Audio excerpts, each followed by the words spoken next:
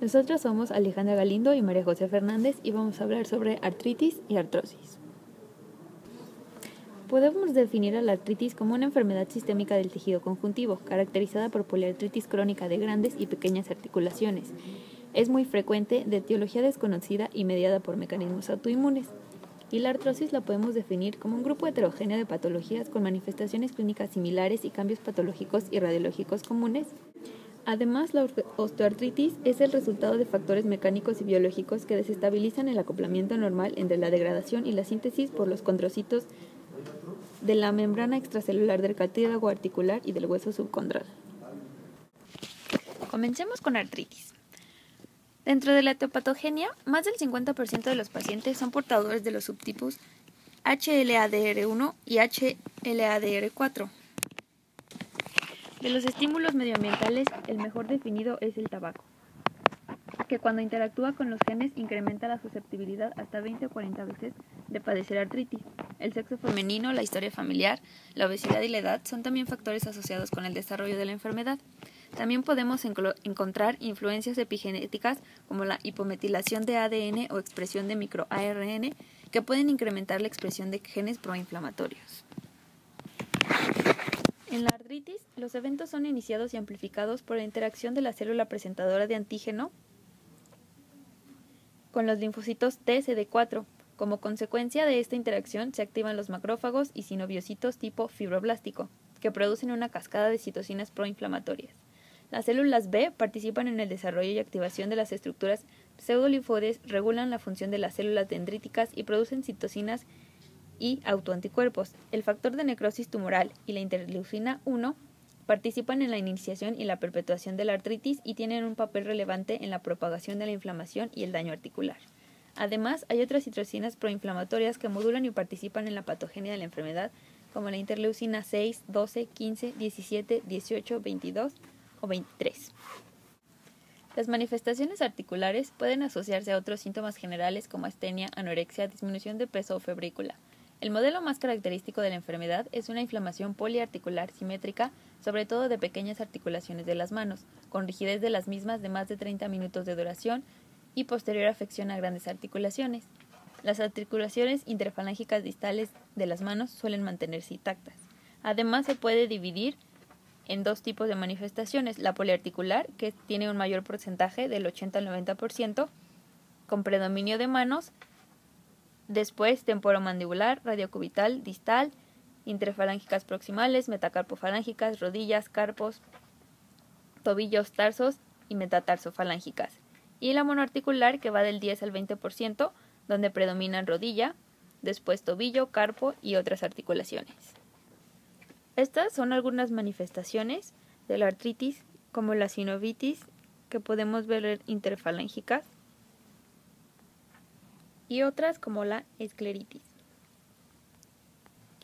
La artritis reumatoide además tiene manifestaciones clínicas extraarticulares, como los nódulos que se desarrollan en áreas de presión, siendo más frecuentes en los codos y pueden ser únicos o múltiples y de un tamaño variable. Son la manifestación más frecuente. Del 20 al 35% de los pacientes presentan estas manifestaciones. La amiloidosis aparece en aquellas formas de enfermedad que presentan actividad inflamatoria persistente y prolongada. Provoca lesiones por depósito en el riñón, en el hígado, el corazón o el intestino. Las vasculitis, que son el 1%, se caracterizan por necrosis fibrinoide de la pared con infiltrado inflamatorio transmural que conduce a trombosis con isquemia. Dentro de las complicaciones cardíacas, la más frecuente es la pericarditis, aunque también se pueden presentar endocarditis o afección valvular. En las pulmonares, el derrame pleural es la manifestación pulmonar más frecuente, suele ser asintomática y encontrado de forma casual en una radiografía de tórax. Otras manifestaciones son la neumonitis intersticial y bronquiolitis obliterante, que es muy rara. Dentro de las oculares, la keratoconjuntivitis es la manifestación ocular más frecuente y aparece en un 15 a 10% de los pacientes. La episcleritis y la escleritis la padecen alrededor del 1% de los pacientes. Dentro de las manifestaciones musculares, en la artritis reumatoide es habitual la debilidad y atrofia muscular por desuso. La utilización de esteroides puede provocar la aparición de miopatía esteroidea. Y dentro de las manifestaciones óseas, en la artritis reumatoide se observan dos patrones de osteopenia: el yuxtaarticular, relacionada con factores locales, y una difusa, que es multifactorial. Dentro de las pruebas de laboratorio, ninguna es diagnóstica para artritis reumatoide. Sin embargo, algunas ayudan a confirmar el diagnóstico y a anticipar el pronóstico de la enfermedad. Dentro de las más importantes tenemos el factor reumatoide, que se presenta en el 70 al 80% de los pacientes, los anticuerpos antipéptidos cíclicos citrulinados y los reactantes de fase aguda, la velocidad de sedimentación y la proteína C reactiva. Dentro de las imágenes diagnósticas, la radiología convencional es la técnica de imagen estándar. Los primeros signos radiológicos son la osteoporosis paraarticular y el aumento de partes blandas. La disminución del espacio articular, que corresponde a la pérdida del cartílago articular, sigue a los cambios anteriores. Las erosiones aparecen inicialmente en zonas adyacentes al cartílago articular y el tiempo mínimo para la detección de cambios estructurales está alrededor de los 6 a los 12 meses. Los criterios diagnósticos de la artritis son presentar al menos una articulación con sinovitis clínica y que no pueda explicarse por otra enfermedad, y tener una puntuación mayor de 6 en los siguientes criterios, que incluyen afectación articular y va del 0 al 5, serología que va del 0 al 3, reactantes de fase aguda de 0 a 1 y duración si es mayor o menor a 6 semanas. Para el tratamiento tenemos antiinflamatorios no esteroideos o fármacos modificadores de enfermedad. Los más utilizados son los glucocorticoides y el metrotexate. Algunos otros, leflunomida y sulfasalacina. Algunos otros que pueden utilizarse son los antipalúdicos como la cloroquina e hidroxicloroquina. También está el grupo de los agentes biológicos, en los cuales se incluyen a la anacrina o agentes antifactor de necrosis tumoral como el adalimumab, el abatacept o el rituximab.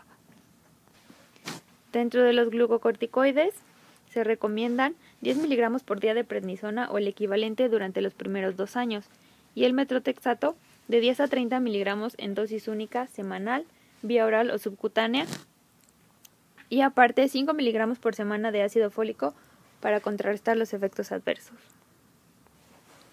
Bueno, aquí podemos observar un diagrama de flujo el tratamiento para una artritis de reciente comienzo, donde se inicia con metrotexate y prednisona durante el primer trimestre.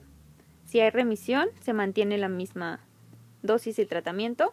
Si no, se puede utilizar una terapia combinada y leflunomida o metrotexate más hidroxicloroquina o sulfasalacina o agentes biológicos como los antifactor de necrosis tumoral, el tocilizumab o el abatacept.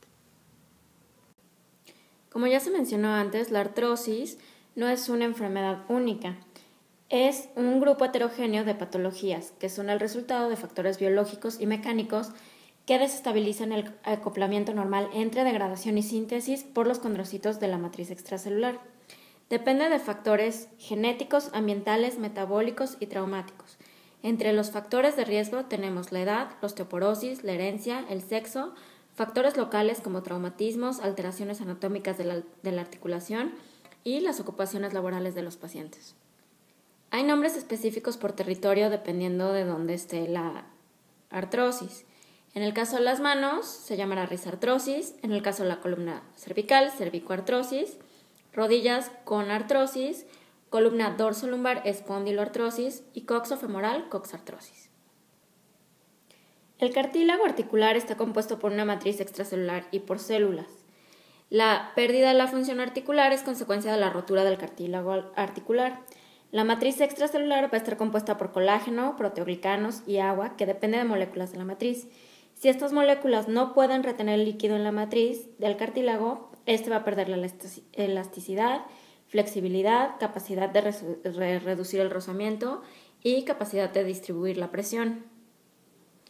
La degradación del cartílago también depende de metaloproteasas, serinoproteasas, citocinas y factores mecánicos. El desequilibrio entre todas estas fuerzas nos dará un adelgazamiento de la articulación y finalmente la pérdida de la función.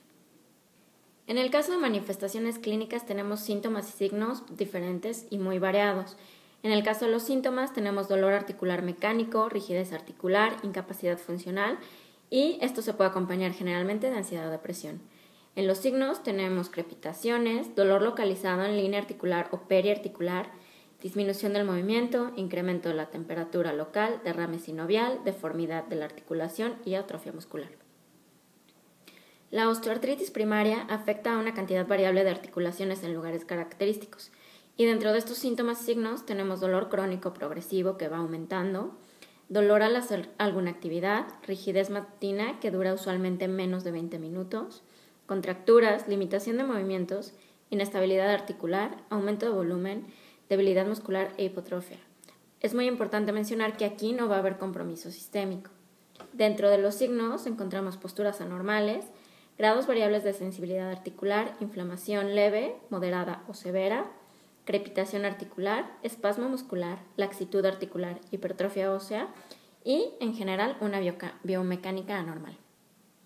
En la artrosis podemos encontrar diferentes signos radiológicos, sobre todo la disminución del espacio articular. En esta fotografía encontramos el pinzamiento del compartimiento interno, la esclerosis subcondral y la presencia de osteofitos marginales. El tratamiento no farmacológico va a incluir primero confirmar el diagnóstico y reducir el dolor, ya que esto es muy importante y una causa de limitación para los pacientes. Se debe prescribir ejercicio progresivo para lograr aumentar la función, resistencia y fortaleza y, muy importante, sobre todo en pacientes grandes, reducir el riesgo de caídas. Se tiene que educar al paciente y principalmente nos tenemos que enfocar en la pérdida del peso, en evitar el sobreuso de la articulación y dar tratamientos con calor y frío, alternándolos. El tratamiento farmacológico es muy variado. Va a incluir analgésicos no opioides, tópicos, intraarticulares, analgésicos opioides, AINES y terapias no convencionales. Generalmente vamos a tratarlos con AINES y también podemos usar lavados intraarticulares.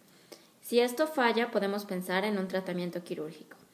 Podemos empezar con una artroscopía, también se usan las osteotomías y finalmente, en casos ya graves, haremos el reemplazo total de la articulación. Muchas gracias.